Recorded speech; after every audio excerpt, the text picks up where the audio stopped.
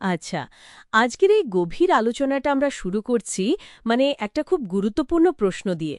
আধুনিক প্রযুক্তি আর আমাদের ধর্মীয় বিশ্বাস এই দুটোর সংযোগস্থলে দাঁড়িয়ে একটা প্রশ্ন প্রায়ই ওঠে। সেটা হলো ইসলামে ছবি বা ভিডিওর ব্যাপারটা ঠিক কী, বিশেষ করে যখন এটা দিন প্রচার বা দাওয়াতের কাজে ব্যবহার করা হচ্ছে। দেখুন, আমাদের কাছে যে সূত্রগুলো আছে সেখানে কিন্তু বিভিন্ন ধরনের মতামত পাওয়া যায়। একদিকে যেমন ধরুন, হাদিস শরীফে বেশ কড়াভাবে প্রাণীর ছবি বা মূর্তি তৈরির ওপর নিষেধাজ্ঞা দেওয়া হয়েছে। যেমন ইবনে মাসুদ রাদিয়াল্লাহু তাআলা বর্ণিত হাদিসে আছে, যারা ছবি তৈরি করে কিয়ামতের দিন তাদের নাকি সবচেয়ে কঠিন শাস্তি হবে। ঠিক। আবার আবু হুরায়রা রাদিয়াল্লাহু বর্ণিত আরেকটা হাদিসে তো আরও স্পষ্টভাবে বলা হয়েছে, আল্লাহ বলছেন যে আমার সৃষ্টির মতো সৃষ্টি করতে যায় তার চেয়ে বড় জালেম আর কে। হ্যাঁ, তো এখান থেকে বোঝাই যায় যে মূল কারণটা হলো আল্লাহর সৃষ্টির অনুকরণ থেকে বাঁচা, আর অবশ্যই শিরক বা মূর্তি পূজার যে পথ সেটাকে বন্ধ করা। ঠিক। আর এইখানেই আধুনিক প্রযুক্তি, ক্যামেরা বলুন বা ভিডিও, এই জিনিসগুলো আসার পর একটা নতুন পরিস্থিতি তৈরি হয়েছে, তাই না? হ্যাঁ, একদম।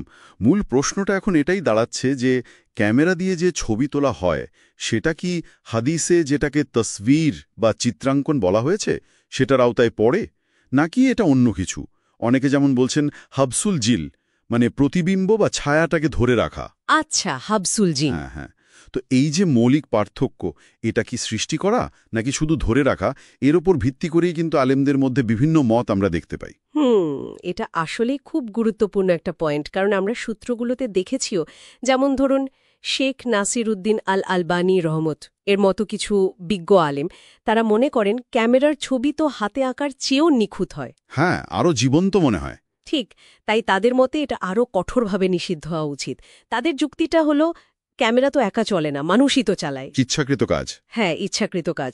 সুতরাং এটাও তসবির। অন্যদিকে আরেকটা মত আছে যেটা বর্তমানে বেশ প্রভাবশালী এবং অনেকে গ্রহণও করেন। সেটা হলো ক্যামেরা আসলে নতুন কিছু সৃষ্টি করছে না, যা বিদ্যমান তারই একটা প্রতিচ্ছবি সে ধারণ করছে, অনেকটা আয়নার মতো। আয়নার মতো, আচ্ছা। হ্যাঁ, তো এই দৃষ্টিকোণ থেকে দেখলে এটাকে সরাসরি ওই নিষিদ্ধ তাসবির বলা যায় না। যেমন ধরুন, শেখ মোহাম্মদ বিন সালেহ আল ওসাইমিন রহমা তিনি ব্যাখ্যা করেছেন যে ডিজিটাল ছবির একটা ব্যাপার আছে, যতক্ষণ না প্রিন্ট করা হচ্ছে এটা তো আসলে ডেটা বা পিক্সেল। হ্যাঁ, শুধু তথ্য হিসেবে থাকছে। ঠিক। আবার ভিডিও বা চলন্ত ছবি তো স্থির নয়। তো এই জন্য এই ধরনের ছবি বা ভিডিও ব্যবহারের একটা সুযোগ কিন্তু তৈরি হয়, বিশেষ করে যখন দুটো সরই মূলনীতি সামনে আসে। এক হলো জরুরাত বা অপরিহার্যতা। যেমন আইডি কার্ড, পাসপোর্ট, এগুলো। হ্যাঁ, আইডি কার্ড, পাসপোর্ট কিংবা ধরুন নিরাপত্তার জন্য সিসিটিভি বা শিক্ষামূলক কাজে। আর দ্বিতীয়টা হলো মাসলাহা মুরসালা বা বৃহত্তর জনকল্যাণ। ও, এই মাসলাহা মুরসালা বা জনকল্যাণের দিকটা তাহলে খুব গুরুত্বপূর্ণ হয়ে উঠছে। যেমন আপনি বলছিলেন, দিন প্রচারের ক্ষেত্রে আজকাল ইন্টারনেট, ইউটিউব এগুলো তো খুবই শক্তিশালী মাধ্যম। বা ধরুন, ইসলাম নিয়ে কোনো ভুল ধারণা ছড়ালে সেটা খণ্ডন করার জন্য এই প্রযুক্তি ব্যবহার। একদম ঠিক, প্রিসাইজলি। বিশেষ করে দাওয়াতের বৃহত্তর স্বার্থে, যেখানে এটা হয়তো অপরিহার্য হয়ে পড়ছে। তবে এখানে একটা বড় কিন্তু আছে। এই ব্যবহারের অনুমতি কিন্তু শর্তহীন নয়। বেশ কিছু জরুরি শর্ত অবশ্যই মানতে হবে। কী রকম শর্ত? প্রথমত এবং সবচেয়ে গুরুত্বপূর্ণ হল নিয়ত। উদ্দেশ্যটা হতে হবে একনিষ্ঠভাবে আল্লাহর সন্তুষ্টি, কোনো ব্যক্তিগত প্রচার, খ্যাতি বা অহংকার যেন না থাকে। জি জি। দ্বিতীয়ত বিষয়বস্তু। যা দেখানো হচ্ছে বা বলা হচ্ছে সেটা অবশ্যই শালীন হতে হবে। অশ্লীলতা বা ফিতনা ছড়ায় এমন কিছু থাকা চলবে না। আচ্ছা। নারীদের ছবি বা ভিডিও ব্যবহারের ক্ষেত্রে পর্দার যে বিধান সেটা কঠোরভাবে পালন করতে হবে। তৃতীয়ত, এর মধ্যে কোনো হারাম বা নিষিদ্ধ বিষয় বা কাজকে প্রমোট করা যাবে না বা দেখানো যাবে না। আর সবকিছুর উপরে হলো তাকওয়া বা আল্লাহভীতি, মানে সবসময় একটা সতর্কতা থাকতে হবে যে আমি আল্লাহর সীমা লঙ্ঘন করে ফেলছি না তো।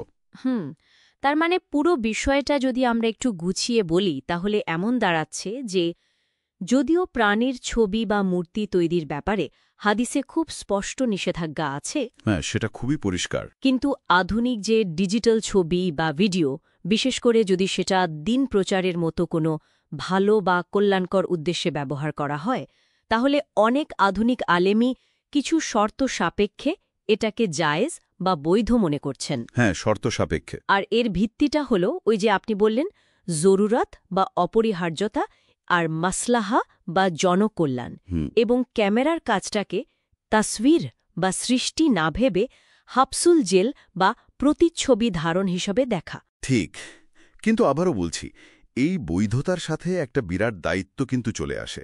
শুধু নিয়ত শুদ্ধ হলেই হবে না, ব্যবহারের ক্ষেত্রেও নৈতিক এবং শরীয়তের যে সীমা সেটা রক্ষা করা অপরিহার্য।